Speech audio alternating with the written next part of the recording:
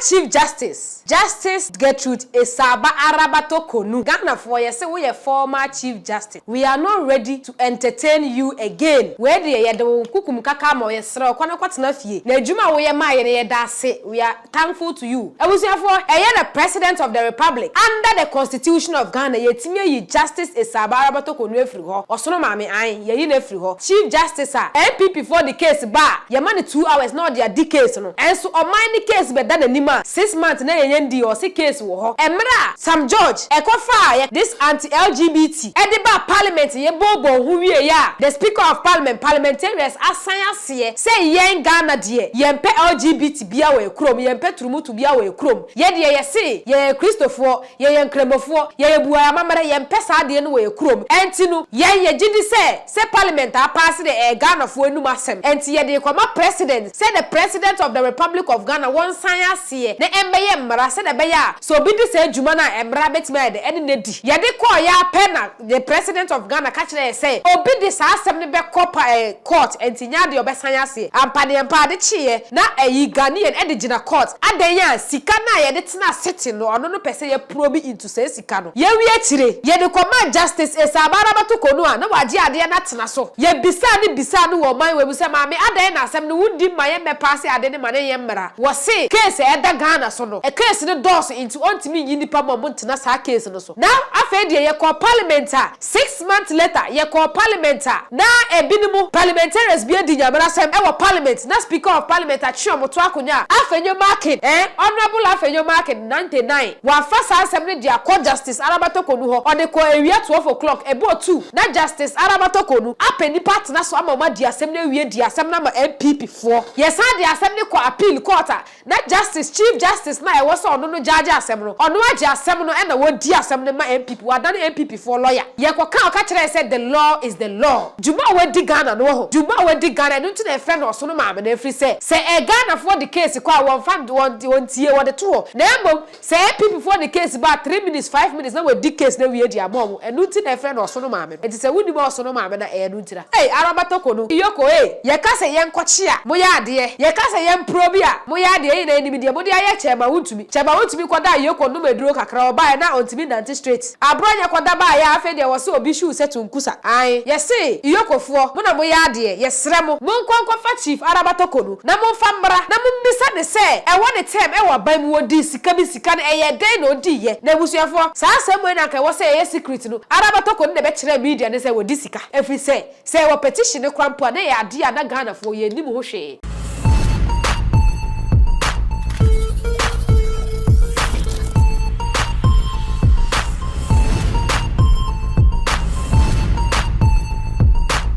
You are watching Kasapa Media. Former Chief Justice Gertrude Esaba Torkonoo. Yes, say Ghana for yes, say we are former Chief Justice. We are not ready to entertain you again. Asemasa where the ye do kukum kaka mo yesra kwana kwatena fie na adwuma wo ye ma ye da ase. We are thankful to you. Ebusuafo the President of the Republic under the Constitution of Ghana yetimi yi Justice Esaba Torkonoo efiri ho osono maame an ye yi na efiri ho Justice Chief Justice MPP for the case ba ye ma 2 hours na dia di case no enso o man the case be da nanima 6 months na ye ndi o se case wo ho ebusuafo se mo kai emra Sam George ekofa ye kan say the rights ekofa this anti-LGBT ediba parliament ye bobo hu wie ya. The Speaker of Parliament parliamentarians asan ase say yen Ghana de yempe LGBT bia we krom yempe turumutu bia we krom ye de ye se ye Christopher ye nkremofo ye buaya mamara yempe sa de no we krom enti no ye gidi say parliament a pass the Ghana fo enum asem enti ye de kwama president say the President of the Republic of Ghana won san ase na embeye mmara say the beya so bi dis adwuma na embra betime de ene nedi Yade call ya pena the President of Ghana catch say obi dis asem ne be court enti nya de obesan ase ampade empade chie na Ghanaian e de gina court adan sika na ye de tena city no ono no pese ye probi into say sika no ye wi akire ye de command Justice Esaba Torkonoo na waje ade na tena so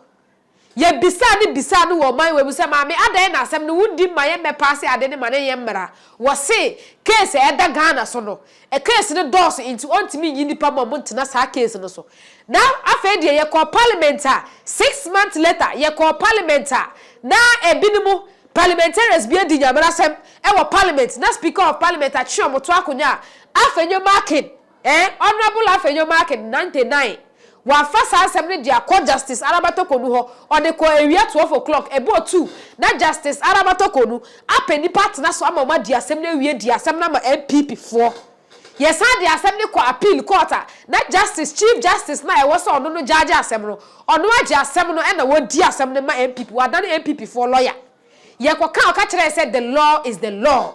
the chief justice juma we di Ghana no ho Juba we di Ghana no na friend o so no maame na free say e Ghana for the case kwa won fan won tie wo de to na embom say people for the case ba 3 minutes 5 minutes na we di case na we di amom enu ti na friend o so no maame no enti say wuni mo so no maame na e no ntira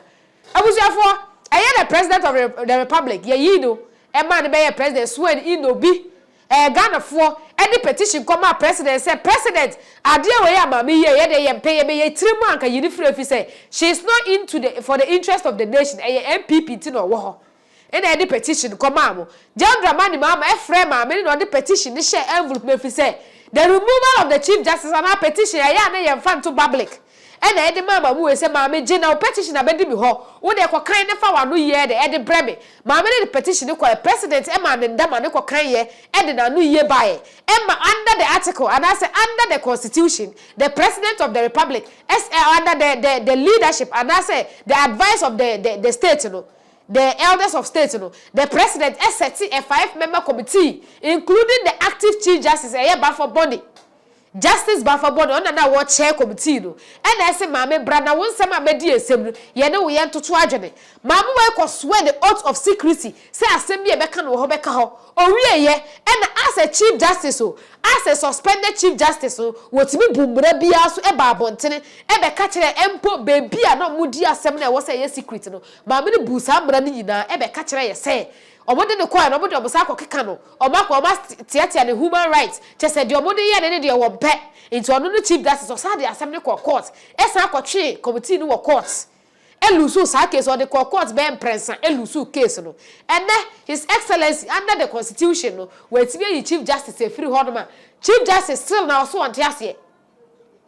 Chief Justice ya twe to akonya no say okay say see ya twe to akonya as Chief Justice there otiase na mbom ye samani ye judge of the Supreme Court Arabatokonu adan say wo free Ghana ayi the law ni mo adan wo nya aduane di ana ye ntina se o we cannot enu na ye can say the Attorney General ka kire ne say wonte ase a me pa cho bra Supreme Court efri say emre bi Mami Arabatokonu ka kire say the High Court any right say o mebu a case bi so into o family Supreme Court into Arabatokonu asema o ka kire Taido sorry mo asema o ka kire honorable Bagbe no yesrew ene ye use the amount mpacho wo asem bi kan ko Supreme Court ho chen ebusuafo ye wie ho amesi Justice Chief Torkonoo ho juma amanfo ni bedi no ebusua ye wo ho na brantie bi a citizen of Ghana wose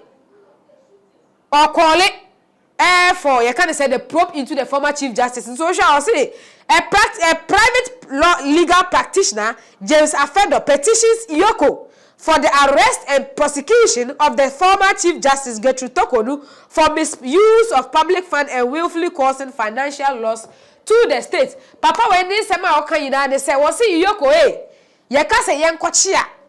moya ade ye ka say yen probia moya de yin enimi de mo de aye chema wontumi kwada Ayeka no meduro kakra oba na ontimi nante straight abronya kwada ba ya afa de wo se obi shu setu nkusa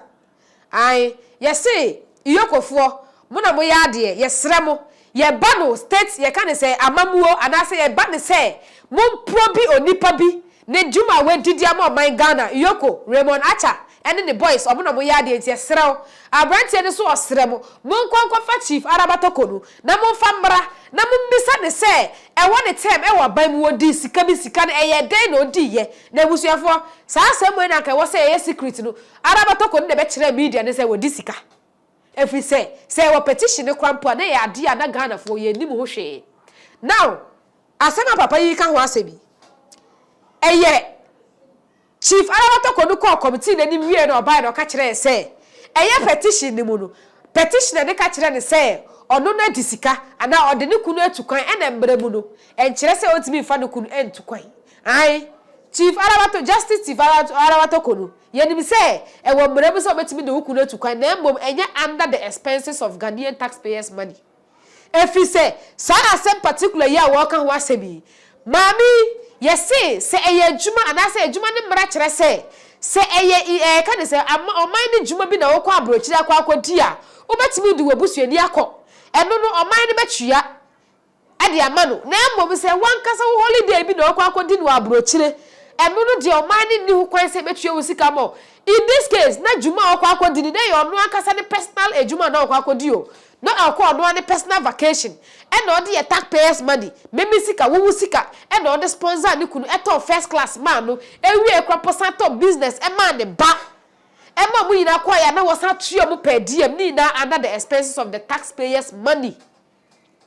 And no NSC Chief Araba, Yoko yesro. Sa same way the team paying some of the yesro. Come on, coffin and mara no match lecture same way day. And fancher into a branch and sema or the 2 January. I was therefore, may say. Maybe my video, me know what's na si diashe. Time Justice Arabatokonu free.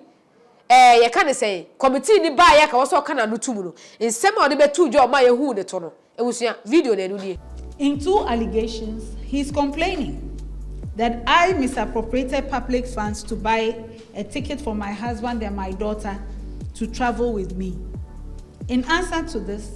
I handed over my letter of appointment to prove that in my conditions of appointment as Chief Justice, Ghana graciously gave me 2 vacations in a year. In the Judicial Service travel policy, since 2010, the Chief Justice can never travel alone for security reasons. And the Chief Justice is always allowed to travel with a spouse or another person of their choice. So traveling on my officially given vacations with my husband on 1 occasion and my daughter for the 2nd vacation is part of the official conditions of my appointment as Chief Justice. I was also not responsible for buying the tickets in question, such that I could be said to have misappropriated the value of the tickets. Indeed, if the Judicial Service was not allowed to buy the tickets for my vacation, the remedy was for the Auditor General to surcharge me to refund the money. Anyone can check out the 2023 accounts of Judicial Service and know for themselves that there is no surcharge against me or anyone for the tickets that were purchased for my vacations. Ms. Ofori seems to be alleging that I should have traveled with my police escort alone on vacation and not a family member. And this is why he wants me removed from office. And I'm being tried or held behind the walls of Edu Lodge. Ladies and gentlemen, the question to be asked is, why would anyone demand that I go on vacation given to me as Chief Justice with my police security, instead of going with my husband or my daughter? And how can this be a reason for subjecting a Chief Justice to a committee of inquiry? In the petition I received, Mr. Ofori also complains that my family members should not have been given per diem when they traveled with me, and I have misappropriated the per diem they were given. But anyone reading the Judicial Service travel policy will find that it provides that when the Chief Justice travels with anyone, whether police escort, another judge, secretary, or a spouse, that person is given per diem. And the rate of per diem is not set or administered by me as Chief Justice. It is regulated and administered by the Finance Directorate and the Judicial Secretary. Now, this is what the Chief Arabatokonu be catch ye. E catch say, no petitioners name no to me chere. Petitioners ni di even crap case e wo petition. We e chere say Justice Arabatokonu yesrawo. Ye ne Ghana and I say Ghana Supreme Court ye no ni asem bi aka so wo bag bi da hon ma ka kire ne nko fanfam bro honorable bafo body me pa cho say we je the bag wo hon ma me pa cho farmer secretary no fan ko fie nkoma na we are not willing to entertain her again anymore ebusafo aha kasapa media de me say aha ye ka kire ona de no kra de ta kire enti say wa hwe video de ma ne nka phone so share ne ma foforo so nyem ne say ye nyina o man na na ye de ye kire no maka